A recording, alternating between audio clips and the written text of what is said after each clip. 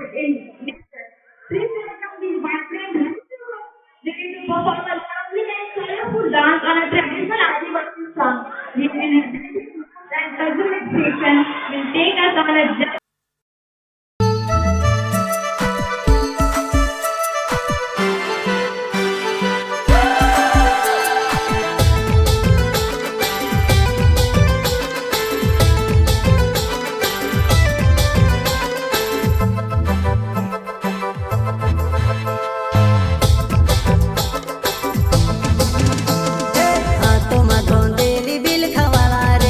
आदिवासी जंगल रखवाला रे आदिकालसी जंगल में रह जयामो आदिवासी जंगल रखवाला रे